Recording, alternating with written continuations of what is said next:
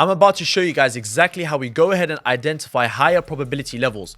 Watch this because it will save you from taking a lot of unnecessary trades. The first thing we identify is areas on where liquidity is resting. For instance, let's just say we've now drawn out a level of equal high. When there's a level of a double top or a double bottom, I personally expect price to sweep that, as a lot of retail traders, for instance, a lot of retail traders would mark out this equal high right here as a level of support. They would tend to think that if price touches this point again, we should see a continuation off of that level. But what I personally see happen from the data that I've collected is price tends to manipulate this level slightly before continuing in this intended direction. And this is very, very important, and this is where I want you to pay attention. Once we identify a level of liquidity, we never trade off of that level. We wait for price to react or manipulate. In this instance, you'll wait for it to manipulate and then continue in the direction you intended for it to go towards. Once price manipulates a level of liquidity and then heads back down and it continues in its intended direction, it is confirmed once it takes out the low that was created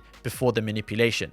This right here is called our change of character, as this was the low that set the high. Once you have that range marked out, you wait and you identify your optimal trade entries or your areas of higher probability, which is the levels that rest between the 70.5 and the 79%. For this instance, we're going to mark out the level of supply that aligns with the 70.5%. And as soon as price begins to pull back into this level, this will be the level we will be trading off of, because it's more probable, since price has already taken liquidity and it's confirmed the new market sentiment by delivering that change of character.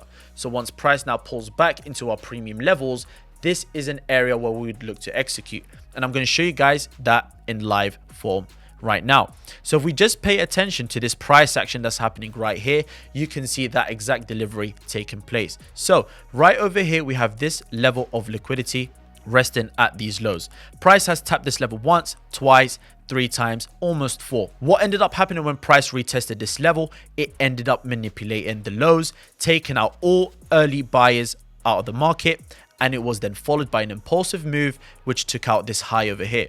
Once price had taken out this high right now, this right there is a confirmed change of character. Now that we've confirmed we've manipulated these early buyers and we have headed back into our intended direction, we now mark out the low and the high that was created with that new impulsive move. What ended up happening? Pay attention.